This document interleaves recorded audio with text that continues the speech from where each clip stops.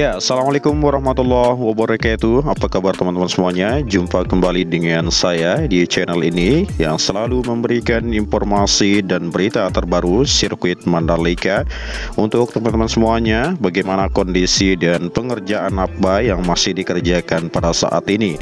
Begitu juga persiapan apa yang masih disiapkan hari ini di sirkuit Mandalika yang sebentar lagi akan melaksanakan balapan MotoGP 2023. Jadi kali ini sirkuit Mandalika terus dilakukan pembenahan sehingga ada saja hal-hal yang baru yang dilakukan seperti pemasangan tenda di bagian zona tengah sirkuit Mandalika dan di beberapa bagian lainnya di dekat tribun-tribun lainnya. Dan begitu juga dengan area pedok utama sirkuit Mandalika saat ini kita lihat bersama-sama, yaitu penutupan di bagian rumput di sini. Jadi rumput bagian depan pedok ini cukup lumayan menghijau sampai di ujung pedok VIP. Jadi penutupan ini bertujuan agar nantinya tidak sering terpapar oleh sinar matahari yang sangat luar biasa panasnya di Lombok ini.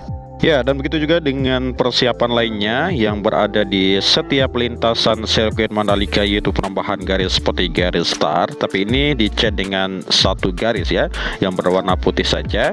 Jadi MGPA dan ITDC terus akan mengawasi persiapan ini semuanya demi kelancaran event balapan MotoGP nantinya. Ya, berbagai persiapan yang kini menjadi prioritas utama adalah persiapan lintasan, pedok, dan pembangunan PJO yang kini sudah bisa dilewati nantinya oleh semua orang yang langsung menonton MotoGP nantinya. Dan begitu juga di belakang pedok ya, pedok utama yaitu Medical Center yang saat ini penambahan area lantai yang saat ini masih dikerjakan oleh teman-teman kita yang ada di sana. Ya, jadi PT Pengembangan Pariwisata Indonesia atau Indonesia Tourism Development Corporation atau ITDC bakal fokus pengembangan kawasan ekonomi khusus KIK Mandalika atau The Mandalika sebagai destinasi utama sport tourism di Indonesia. Jadi perusahaan member Injourney Group ini telah menyiapkan langkah-langkah strategis untuk mewujudkannya. Jadi Direktur Utama ITDC Ari Resipati mengemukakan langkah tersebut dilakukan mulai pengembangan infrastruktur olahraga yang modern. Jadi menjadi tuan rumah acara olahraga internasional, membangun kemitraan internasional, mendorong pengembangan olahraga lokal dan promosi serta pemasaran yang efektif. Ya, dengan penyelenggaraan acara olahraga yang berkelanjutan ini, kami berupaya keras untuk mewujudkannya, ujar Ari ya. Ya, jadi Ari Resipati juga menambahkan menciptakan multiplier effect dalam peningkatan perekonomian lokal dan nasional. Jadi kita harus bangga mempunyai sirkuit Mandalika ini berkelas internasional yang berada di Indonesia ya. Ya, jadi sport tourism merupakan bentuk pariwisata yang menitik beratkan ya pada prestasi dan beragam kegiatan olahraga, dan tujuannya adalah menggabungkan kegiatan fisik dan hiburan dengan pengalaman perjalanan wisata yang sangat menarik. Jadi event olahraga berskala internasional dan internasional ini hingga saat ini sejumlah event olahraga berskala nasional dan internasional telah berlangsung di Mandalika. Dan antara lain World Superbike, MotoGP, Shell Eco Marathon, balap sepeda Letape, TNI Marathon, serta sejumlah kegiatan olahraga air. Jadi sementara dari segi fasilitas olahraga, selain telah ada sirkuit, ITDC tengah merencanakan membangun equestrian estate ya, atau fasilitas padel tenis, bahkan lapangan bola juga dengan menggandeng pihak ketiga.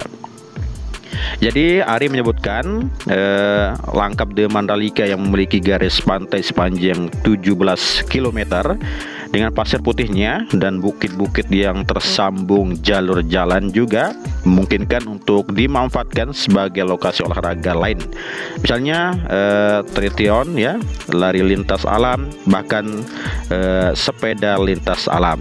Jadi masih banyak yang bisa dikembangkan di kawasan Mandalika ini. Tapi butuh kolaborasi dan sinergi antar banyak pihak, ujar dia. Jadi dialog tersebut juga dihadiri oleh pejabat Gubernur NTB lalu Gita Aryadi, Bupati Lombok Tengah lalu Fatul Bahari, Kepala Bidang Strategi Pengembangan Ekonomi Kreatif Kementerian Koordinator Bidang Kemitraan dan Investasi. Jadi Direktur Pemasaran dan Program Pariwisata Injoni Maya Otono dan Direktur Utama MJP Priyandi Satria sebagai narasumber yang tengah dilakukan pembincangan mengenai sirkuit Mandalika ke depannya. Ya, jadi Mandalika Grand Prix Association MGPA dan Dendaraku selaku promotor dan co-promotor terus memantangkan ya persiapan MotoGP Mandalika 2023. Salah satunya dengan peningkatan layanan transportasi untuk penonton juga.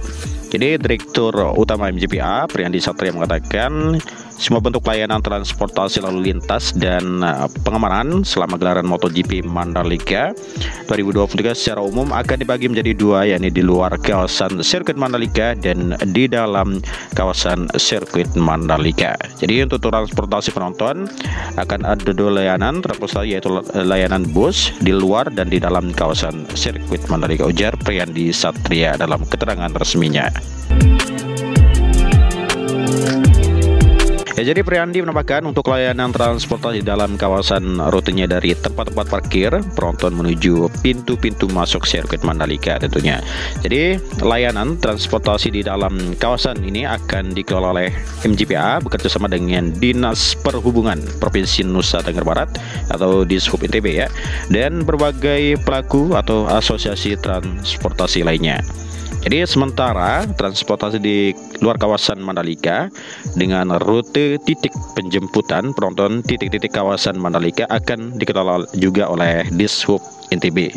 Jadi melalui kerjasama dengan Dishub NTB dan Asosiasi Transportasi terkait, kami juga akan memastikan penonton mendapatkan layanan transportasi yang terbaik yang akan mengantar penonton dan pengunjung masuk dan keluar kawasan Mandalika dan kawasan sirkuit Mandalika aman dan lancar, kata Priyandi. Jadi untuk pengelolaan lalu lintas juga akan terbagi dua, yaitu di luar kawasan yang sepenuhnya akan dilakukan oleh Kepolisian Daerah Nusa Tenggara Barat dan Polda NTB, dan di dalam kawasan yang akan dilakukan oleh MGPA bersama dengan ITDC sebagai pengelolaan kawasan di Mandalika dan Polda NTB juga. Ya, jadi pengelolaan trafik yang manajemen atau lalu lintas akan dilakukan untuk kelancaran keluar dan masuknya kendaraan ke dalam kawasan Mandalika dan sirkuit Mandalika serta minimalisasi kemacetan ya. Jadi penyelenggara MotoGP Mandalika menyiapkan ya akses transportasi para penonton yang hadir pada tanggal 13 sampai dengan 15 Oktober nantinya. Jadi akses penonton MotoGP dikelola dengan sangat pengaturan di luar dan dalam area sirkuit Mandalika ya, sangat ketat. Jadi Direktur Utama MGPA Priyandi Satria menjelaskan akan ada dua layanan transportasi, yaitu layanan bus di luar dan di dalam kawasan sirkuit Mandalika. Jadi transportasi di luar kawasan Mandalika rutenya menuju titik-titik penjemputan penonton, titik-titik kawasan Mandalika juga. Jadi di luar kawasan yang sepenuhnya akan dilakukan oleh Polda NTB ya, kita bekerja sama dengan dia, dan dalam kawasan yang akan dilakukan oleh MGPA bekerja dengan ITDC sebagai pengelola kawasan Mandalika. Jadi luar biasa ya, sangat ketat dan sangat-sangat terjamin penjagaannya, dan kita bekerja sama dengan Polda NTB dan TNI ya untuk melakukan persiapan-persiapan dan penyelamatan, dan semua pihak akan terus bekerja sama dengan MGPA untuk mensukseskan gelaran balapan MotoGP Mandalika ini.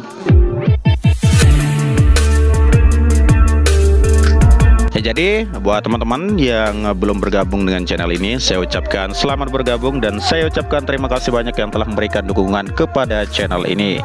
Saya ucapkan terima kasih banyak ya. Inilah narasi yang dapat admin sampaikan buat teman-teman semuanya. Semoga bermanfaat. Assalamualaikum warahmatullahi wabarakatuh.